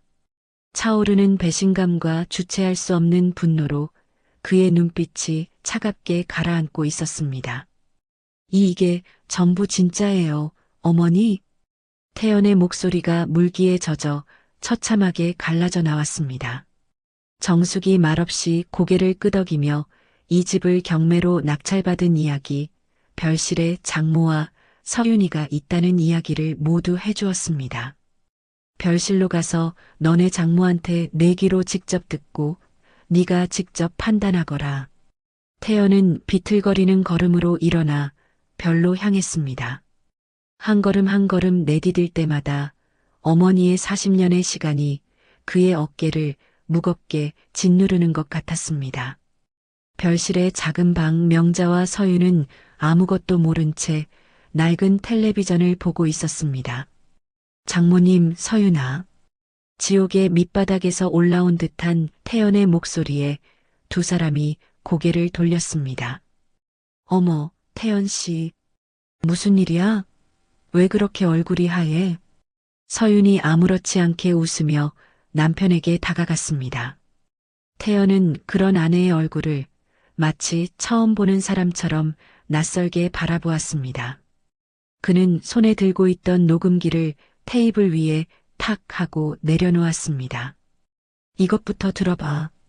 태연이 재생 버튼을 누르자 김영희의 떨리는 증언이 다시 한번 방 안의 축축한 공기를 갈랐습니다. 명자의 얼굴이 점점 새하얗게 마치 살아있는 시체처럼 변해갔습니다. 서윤은 처음에는 무슨 내용인지 이해하지 못하다가 결정적인 한마디에 상황을 파악했습니다. 그때 내가 똑똑히 봤거든. 명자가 정숙이 사물함에 돈뭉치랑 포장지를 넣는 걸. 서윤의 눈이 경악으로 물들었습니다. 엄마, 이게 다 무슨 소리야? 명자가 비명을 지르며 녹음기를 끄려고 손을 뻗었지만 태연이 그 손을 거칠게 막았습니다. 끝까지 들으세요. 장모님이 저지른 짓을. 녹음이 끝난 후 방 안은 죽음과도 같은 정적에 빠졌습니다. 장모님, 이게 전부 사실입니까? 태연이 배신감으로 떨리는 목소리를 억누르며 물었습니다. 아, 아니야. 이건 오해야. 저 여자가 나를 모함하는 거야. 거짓말이야. 명자가 마지막 발악을 하듯 발뺌했습니다. 40년 전 일을 어떻게 똑똑히 기억해. 저 여자가 착각하는 걸 수도 있잖아. 바로 그때 서윤이 소리쳤습니다. 그래서 어쩌라고. 태연이 도저히 믿을 수 없다는 표정으로 아내를 돌아보았습니다. 뭐라고? 그게 뭐 대수냐고. 까마득한 옛날 일이잖아. 40년 전 일을 지금 와서 들춰내서 우리를 이렇게 괴롭히는 저 시어머니가 더 이상한 거 아니야? 서윤의 입에서 상상조차 할 수 없었던 말이 튀어나왔습니다. 그래, 우리 엄마가 그랬다고 쳐. 그래서 우리는 뭘 그렇게 잘못했는데. 태연의 얼굴이 순식간에 굳어버렸습니다. 아내에 대한 마지막 남은 사랑과 연민이 그 순간 산산조각 났습니다. 너 정말 진심으로 그렇게 생각하는 거니? 당연하지. 나는 아무 잘못 없잖아. 엄마가 했다는 일도 확실하지 않은데 왜 우리가 이런 굴욕을 당해야 하는데? 태연이 천천히 뒤로 물러섰습니다. 그는 아내의 얼굴에서 낯선 괴물을 보고 있었습니다. 우리 이혼하자. 뭐라고? 이혼하자, 서윤아. 나는 당신처럼 무서운 사람과 단 하루도 같이 살 수 없어. 서윤이 경악하며 남편의 팔을 붙잡았습니다. 태연 씨, 진정해. 우리가 뭘 잘못했다고 이혼까지. 태연이 뱀이라도 닿은 듯 서윤의 손을 거칠게 뿌리쳤습니다. 그는 더 이상 아무 말도 하지 않고 위층으로 올라가 버렸습니다. 거실에서는 정숙이 모든 것을 들었다는 듯 조용히 아들을 기다리고 있었습니다. 어머니, 이혼하겠습니다. 모든 절차를 밟을게요. 태연이 어머니 앞에 고개를 숙였습니다. 곧이어 명자와 서윤이 절망적인 얼굴로 위층으로 따라 올라왔습니다. 정숙이 자리에서 일어나 40년 만에 처음으로 명자의 눈을 똑바로 마주 보았습니다. 정수가 이거 진짜 너무한 거 아니니? 애들이 무슨 죄가 있다고 우리 일로 상처를 줘? 그날 일 다 잊고 다시 시작하자어. 명자가 바닥에 무릎을 꿇고 빌었습니다. 용서는 없어. 정숙의 목소리는 얼음처럼 차갑고 단호했습니다. 네가 나한테서 훔쳐간 내 청춘, 내 인생 40년을 평생 이 집에서 죽은 듯이 1년 동안 내 수발이나 들면서 갚아. 정숙은 이어 넋이 나간 서윤에게로 시선을 돌렸습니다. 서윤아, 태연이랑 이혼하고 어떠할래? 서윤이 겁에 질린 채 정숙을 바라보았습니다. 여기 있겠어요. 엄마랑요. 모든 것을 잃을 수 없다는 이기심이 결국 그녀에게 가장 굴욕적인 선택을 하게 만든 것입니다. 정숙이 창밖을 바라보며 깊은 한숨을 내쉬었습니다. 40년 동안 가슴에 품어왔던 지독한 복수가 마침내 완성된 순간이었습니다. 바닥에 주저앉아 절망에 빠진 두 모녀를 내려다보며 그녀는 조용히 그러나 새로운 시작을 다짐하듯 중얼거렸습니다. 그래, 이제부터가 진짜 시작이야. 길고 길었던 복수가 완성된 후 1년이라는 시간이 흘렀습니다. 계절이 4번 바뀌는 동안 화려했던 저택에는 새로운 질서가 완벽하게 자리 잡았습니다. 과거 명자의 허영심으로 가득 찼던 거실은 이제 정숙의 품격으로 차분하게 정돈되어 있었습니다. 정숙은 편안한 옷차림으로 소파에 깊숙이 앉아 아침 신문을 읽고 있었습니다. 오늘도 새벽 5시에 시장에 들러 가게들을 둘러보고 온 길이었습니다. 여전히 그녀는 매일 시장에 나갔지만 이제 그녀를 대하는 사람들의 태도는 완전히 달랐습니다. 모든 상인이 그녀를 향해 사장님 오셨습니까? 하며 90도로 허리를 숙여 인사했고 시장관리소에서도 그녀를 극진히 대접했습니다. 따뜻한 차 가져왔어. 명자가 찻잔을 받친 쟁반을 들고 그림자처럼 조용히 다가왔습니다. 과거의 화려하고 우아했던 모습은 온데간데 없이 값싼 회색 앞치마를 두른 채 허리를 굽신거리는 모습이 애처로울 정도였습니다. 거기 놔둬. 정숙은 신문에서 시선을 떼지 않은 채 무심하게 말했습니다. 명자는 주인의 명령에 복종하는 하녀처럼 다과상을 대리석 테이블 위에 정중히 올려놓았습니다. 찻잔 옆에는 그녀가 매일 아침 의무적으로 준비해야 하는 고급스럽게 포장된 옥년당 양갱이 놓여 있었습니다. 창밖 넓은 마당에서는 서윤이 엎드려 걸레질을 하고 있었습니다. 과거 명품 드레스와 하이힐이 아니면 거들떠보지도 않던 그녀는 이제 무릎 나온 작업복 바지에 낡은 티셔츠 차림이었죠. 어머님, 유리창도 깨끗이 다 닦아놨어요. 서윤이 마당에서 집안을 향해 마치 자신의 성과를 보고하듯 큰 소리로 외쳤습니다. 정숙은 그 목소리에 창밖을 힐끗 쳐다보더니 아무런 대꾸도 없이 다시 신문으로 시선을 돌렸습니다. 저녁 무렵 태연이 환한 얼굴로 저택을 찾아왔습니다. 어머니, 저 왔어요. 그래, 우리 아들 왔구나. 오늘은 일찍 왔네. 정숙이 신문을 내려놓고 진심으로 반갑게 아들을 맞았습니다. 이혼 후 시내에 따로 거처를 마련한 태연은 주말마다 어머니를 찾아와 함께 시간을 보냈습니다. 한때 서먹했던 모자 관계는 이제 그 누구보다도 가깝고 따뜻한 사이로 회복된 상태였습니다. 어머니, 안색이 좋아 보이세요. 건강은 괜찮으시고요? 그럼 아주 좋다마다. 이제야 정말 두 발 뻗고 자는 기분이야. 태연이 따뜻한 눈으로 어머니를 바라보며 거실을 둘러보았습니다. 이제야 이 집이 제 주인을 만난 것 같아요. 이 집이 어머니께 참 잘 어울려요. 저녁 식사를 마친 후 명자가 후식을 위해 다시 차를 우려왔습니다. 다과상에는 어김없이 그 옥년당 양갱이 올려져 있었습니다. 정숙은 말없이 양갱 상자를 옆으로 툭 밀어냈습니다. 이런 건 이제 치워. 응. 명자가 황급히 양갱 상자를 들고 부엌으로 사라졌습니다. 정숙이 자리에서 일어나 주방으로 향했습니다. 그녀는 냉장고에서 직접 만든 작은 용기를 하나 꺼내왔습니다. 그 안에는 모양은 투박했지만 정성이 가득 담긴 수제 양갱이 들어 있었습니다. 어머니, 이건 직접 만드신 거예요?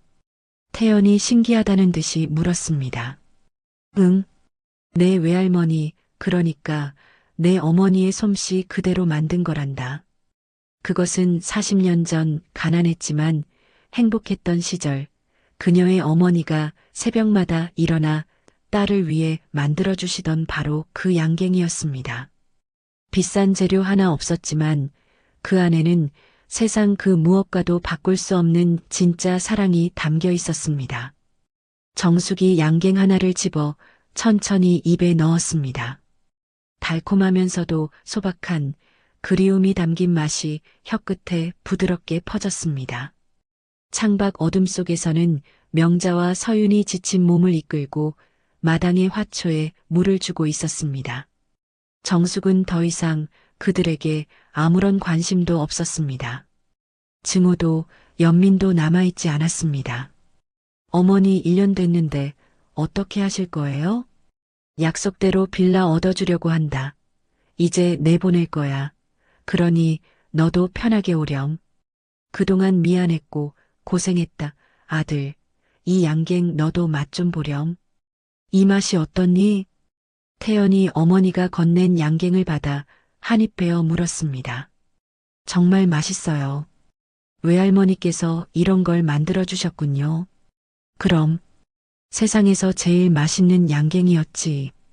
정숙이 양갱을 천천히 씹으며 이제는 자신의 것이 된 정원의 야경을 바라보았습니다. 40년 만에 되찾은 자신의 인생이 이 양갱처럼 달콤하고 평온할 줄은 미처 몰랐습니다. 빼앗겼던 모든 것을 되찾았고 자신을 배신했던 사람들은 자신의 발밑에서 묵묵히 죗값을 치르고 있었습니다. 정숙이 마지막 남은 양갱 조각을 입에 넣으며 조용히 미소 지었습니다. 그것은 복수를 마친 자의 허무한 미소가 아닌 모든 것을 이겨내고 마침내 평화를 되찾은 자의 온화한 미소였습니다. 오늘 이야기 어떠셨나요?